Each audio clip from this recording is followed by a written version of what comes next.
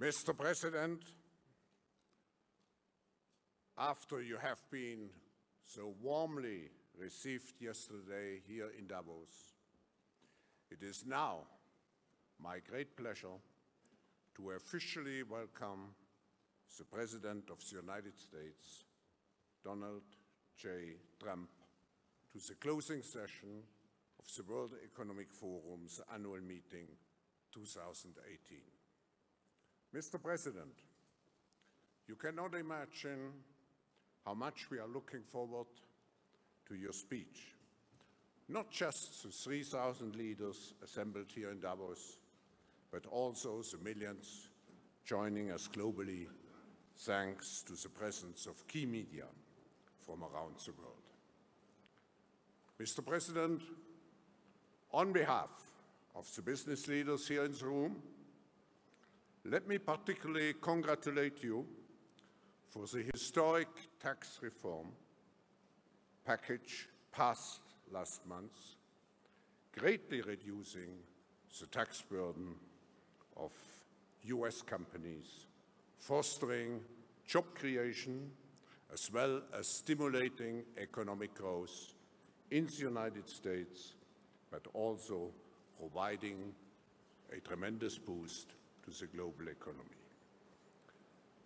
Davos is the place where leaders of states and industry come and work together in the pursuit of global peace, and prosperity.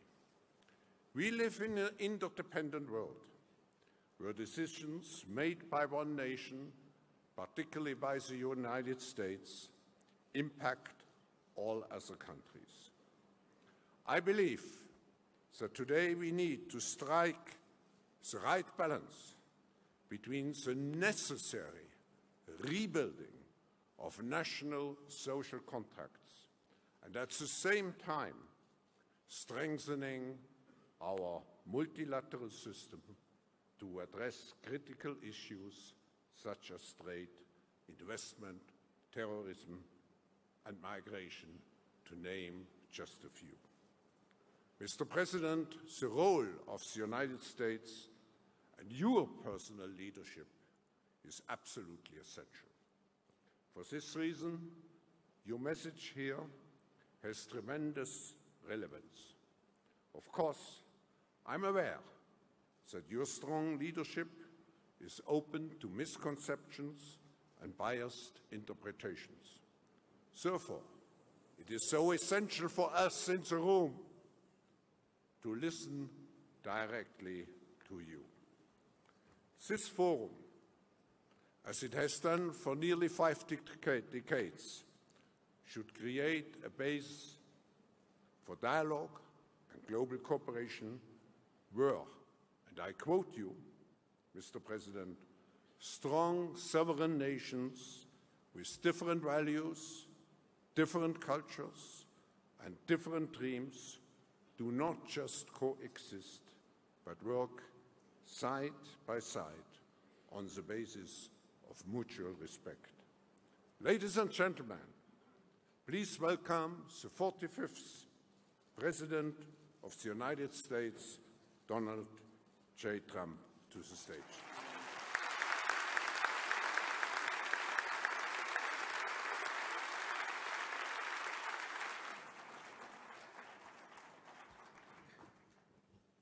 Thank you, Klaus, very much. It's a privilege to be here at this forum where leaders in business, science, art, diplomacy, and world affairs have gathered for many, many years to discuss how we can advance prosperity, security, and peace. I'm here today to represent the interests of the American people and to affirm America's friendship and partnership in building a better world. Like all nations represented at this great forum, America hopes for a future in which everyone can prosper and every child can grow up free from violence, poverty, and fear. Over the past year, we have made extraordinary strides in the U.S. We're lifting up forgotten communities, creating exciting new opportunities, and helping every American find their path to the American dream, the dream of a great job, a safe home, and a better life for their children. After years of stagnation, the United States is once again experiencing strong economic growth.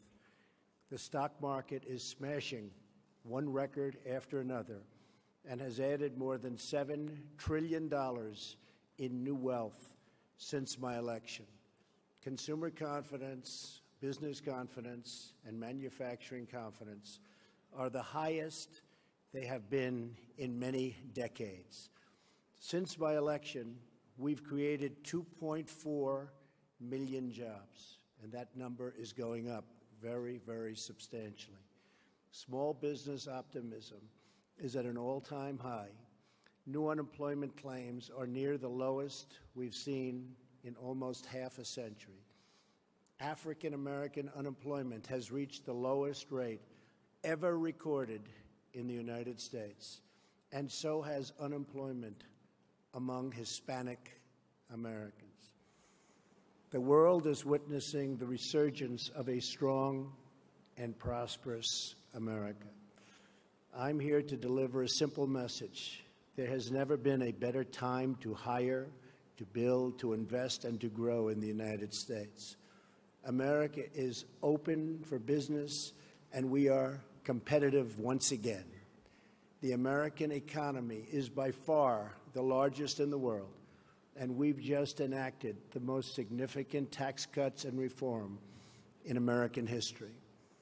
We've massively cut taxes for the middle class and small businesses to let working families keep more of their hard-earned money. We lowered our corporate tax rate from 35% all the way down to 21%. As a result, millions of workers have received tax cut bonuses from their employers in amounts as large as $3,000. The tax cut bill is expected to raise the average American's household income by more than $4,000. The world's largest company, Apple, announced it plans to bring $245 billion in overseas profits home to America. Their total investment into the United States economy will be more than $350 billion over the next 5 years. Now is the perfect time to bring your business, your jobs, and your investments to the United States. This is especially true because we have undertaken the most extensive regulatory reduction ever conceived. Regulation is stealth taxation. The U.S., like many other countries, unelected bureaucrats, and we have, believe me, we have them all over the place, and they've imposed crushing and anti-business and anti-worker regulations on our citizens with no vote, no legislative debate, and no real accountability. In America, those days are over. I pledged to eliminate 2 unnecessary regulations for every one new regulation. We have succeeded beyond our highest expectations. Instead of 2 for 1, we have cut 22 burdensome regulations for every one new rule. We are freeing our businesses and workers so they can thrive and flourish as never before. We are creating an environment that attracts capital, invites investment, and rewards production. America is the place to do business. So come to America, where you can innovate, create, and build. I believe in America. As President of the United States, I will always put America first, just like the leaders of other countries should put their country first also.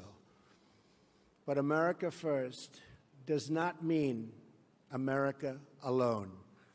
When the United States grows, so does the world. American prosperity has created countless jobs all around the globe, and the drive for excellence, creativity, and innovation in the U.S. has led to important discoveries that help people everywhere live more prosperous, healthier lives. As the United States pursues domestic reforms to unleash jobs and growth, we are also working to reform the international trading system so that it promotes broadly shared prosperity and rewards to those who play by the rules. We cannot have free and open trade if some countries exploit the system at the expense of others. We support free trade, but it needs to be fair and it needs to be reciprocal, because in the end, unfair trade undermines us all. The United States will no longer turn a blind eye to unfair economic practices, including massive intellectual property theft, industrial subsidies, and pervasive state-led economic planning. These and other predatory behaviors are distorting the global markets and harming businesses and workers, not just in the U.S., but around the globe. Just like we expect the leaders of other countries to protect their interests, as President of the United States, I will always protect the interests of our country, our companies, and our workers.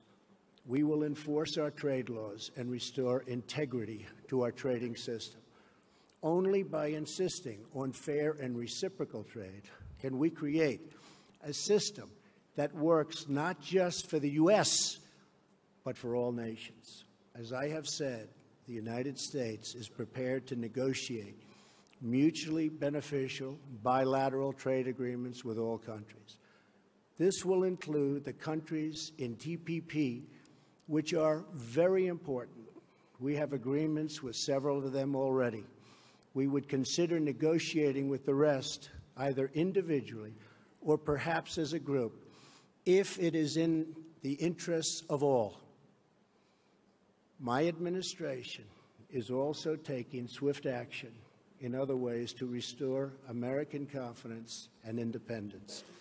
We are lifting self-imposed restrictions on energy production to provide affordable power to our citizens and businesses and to promote energy security for our friends all around the world. No country should be held hostage to a single provider of energy. America is roaring back, and now is the time to invest in the future of America.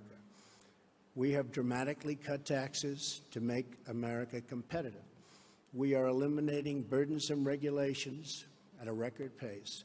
We are reforming the bureaucracy to make it lean, responsive, and accountable, and we are ensuring our laws are enforced fairly. We have the best colleges and universities in the world, and we have the best workers in the world. Energy is abundant and affordable.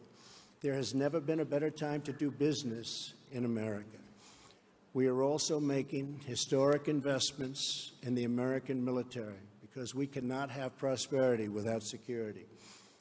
To make the world safer from rogue regimes, terrorism, and revisionist powers, we are asking our friends and allies to invest in their own defenses and to meet their financial obligations. Our common security requires everyone to contribute their fair share. My administration is proud to have led historic efforts at the United Nations Security Council and all around the world to unite all civilized nations in our campaign of maximum pressure to denuke the Korean Peninsula. We continue to call on partners to confront Iran's support for terrorists and block Iran's path to a nuclear weapon. We're also working with allies and partners to destroy jihadist terrorist organizations such as ISIS, and very successfully so. The United States is leading a very broad coalition to deny terrorists control of their territory and populations, to cut off their funding, and to discredit their wicked ideology. I am pleased to report that the coalition to defeat ISIS has retaken almost 100% of the territory once held by these killers in Iraq and Syria. There is still more fighting and work to be done and to consolidate our gains. We are committed to ensuring that Afghanistan never again becomes a safe haven for terrorists who want to commit mass murder to our civilian populations. I want to thank those nations represented here today that have joined in these crucial efforts. You are not just securing your own citizens, but saving lives and restoring hope for millions and millions of people. When it comes to terrorism, we will do whatever is necessary to protect our nation. We will defend our citizens and our borders. We are also securing our immigration system as a matter of both national and economic security.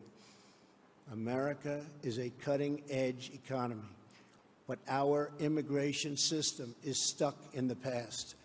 We must replace our current system of extended family chain migration with a merit-based system of admissions that selects new arrivals based on their ability to contribute to our economy, to support themselves financially, and to strengthen our country. In rebuilding America, we are also fully committed to developing our workforce. We are lifting people from dependence to independence because we know the single best anti-poverty program is a very simple and very beautiful paycheck. To be successful, it is not enough to invest in our economy. We must invest in our people. When people are forgotten, the world becomes fractured. Only by hearing and responding to the voices of the forgotten can we create a bright future that is truly shared by all. The nation's greatness is more than the sum of its production. A nation's greatness is the sum of its citizens, the values, pride, love, devotion, and character of the people who call that nation home. From my first international G7 summit to the G20, to the UN General Assembly, to APEC, to the World Trade Organization, and today at the World Economic Forum, my administration has not only been present, but has driven our message that we are all stronger when free, sovereign nations cooperate toward shared goals, and they cooperate toward shared dreams. Represented in this room are some of the remarkable citizens from all over the world. You are national leaders, business titans, industry giants, and many of the brightest minds in many fields. Each of you has the power to change hearts, transform lives, and shape your country's destinies. With this power comes an obligation, however, a duty of loyalty to the people, workers, and customers who have made you who you are. So together, let us resolve to use our power, our resources and our voices, not just for ourselves, but for our people, to lift their burdens, to raise their hopes, and to empower their dreams, to protect their families, their communities, their histories, and their futures. That's what we're doing in America, and the results are totally unmistakable. It's why new businesses and investment are flooding in. It's why our unemployment rate is the lowest it's been in so many decades. It's why America's future has never been brighter. Today, I am inviting all of you to become part of this incredible future we are building together. Thank you to our hosts. Thank you to the leaders and innovators in the audience. But most importantly, thank you to all of the hardworking men and women who do their duty each and every day, making this a better world for everyone. Together, let us send our love and our gratitude to make them, because they really make our countries run. They make our countries great. Thank you, and God bless you all. Thank you very much.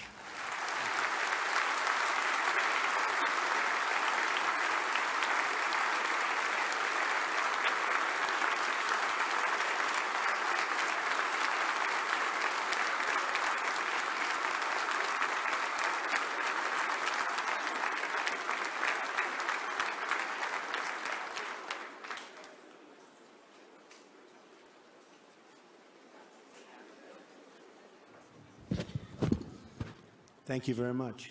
Thank you, Mr. President, for this inspiring speech. As it is tradition at the forum, I will ask you one or two questions. And my first question is, why is the tax reform, why has it been of such a high priority for your administration?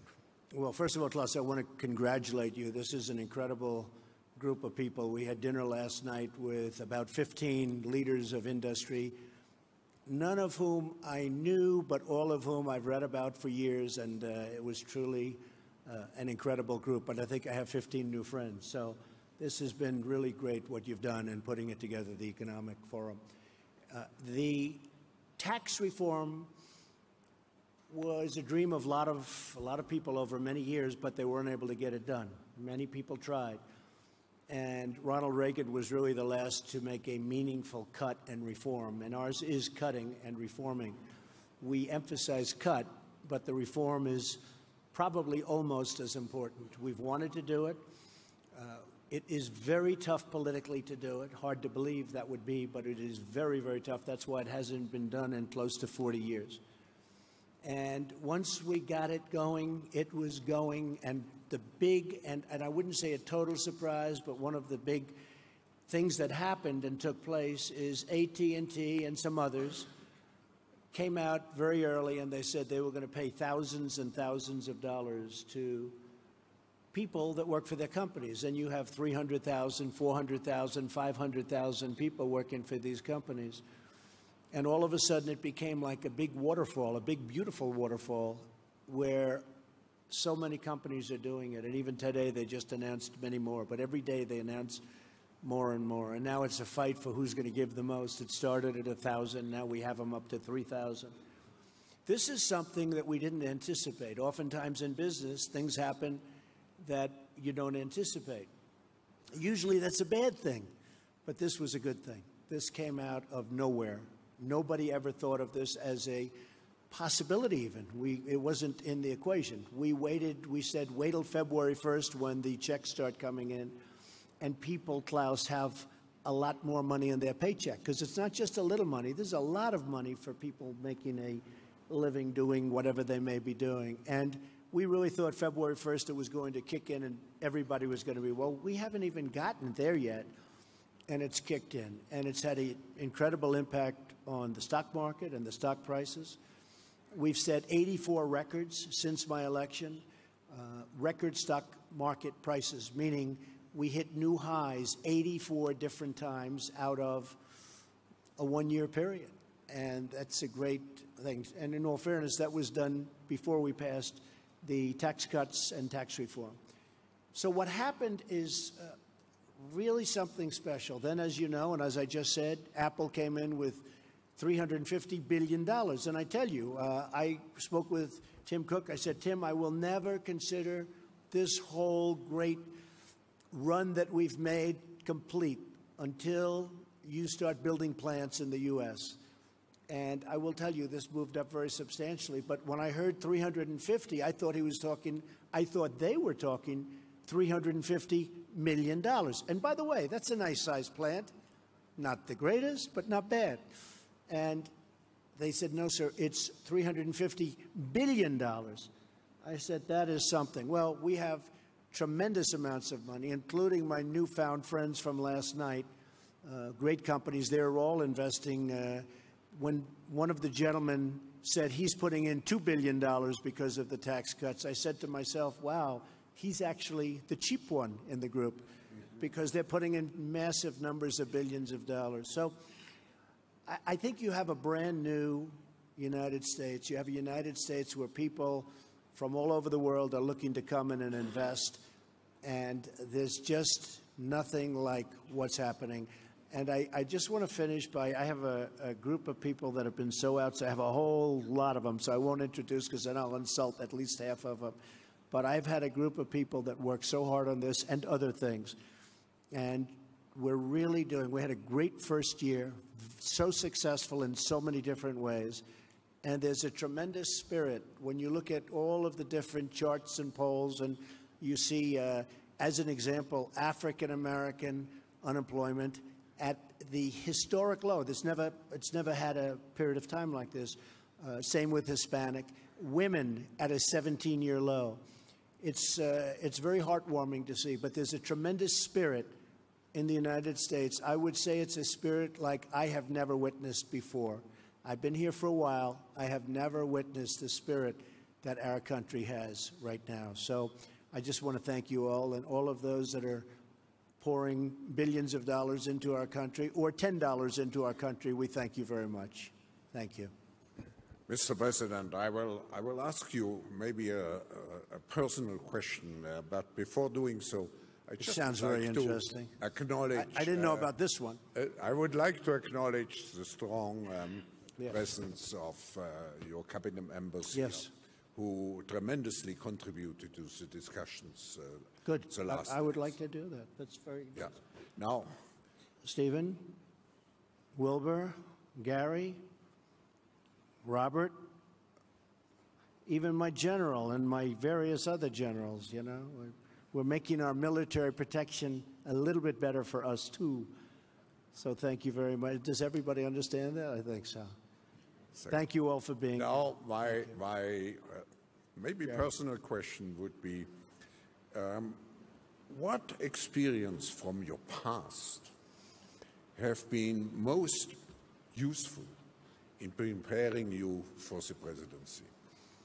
Well, being a businessman has been a great experience for me. I've loved it. I've always loved business. I've always been good at building things, and I've always been very successful at making money. I'd buy things that would fail, that would be failures, and I'd turn them around and try and get them for the right price, and then I'd turn them around, make them successful.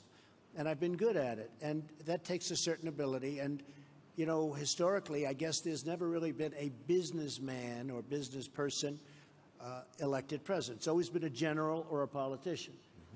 Throughout history, it's always been a general. You had to be a general, but mostly it was politicians. You never have a businessman. And then, in all fairness, I was saying to Klaus last night, had the opposing party to me won, some of whom you backed, some of the people in the room, instead of being up almost 50%, the stock market is up since my election almost 50%. Rather than that, I believe the stock market from that level, the initial level, would have been down close to 50%. That's where we were heading.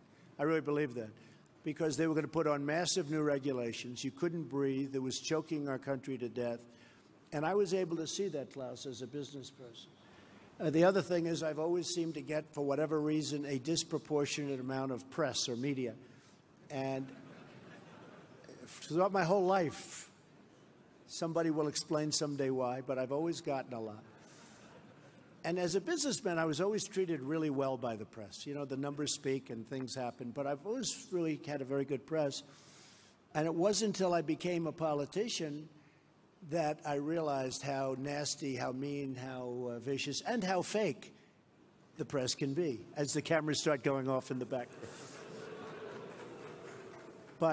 But overall, I mean, the bottom line, somebody said, well, they couldn't have been that bad because here we are, we're president. And I think we're doing a really great job with my team. I have a team of just tremendous people.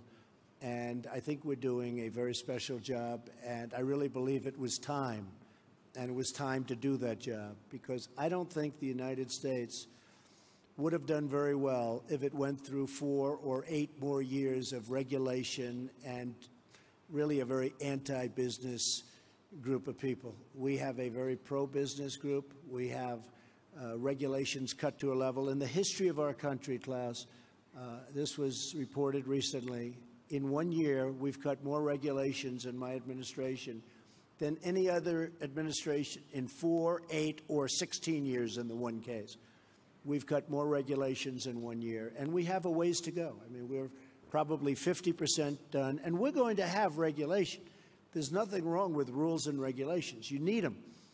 But we've cut more than any administration ever in the history of our country, and we still have a ways to go. So I think between that and the tremendous tax cuts, we've really done something. And one other thing I said, and I saw it last night with some of the leaders and the business people, I think I've been a cheerleader for our country.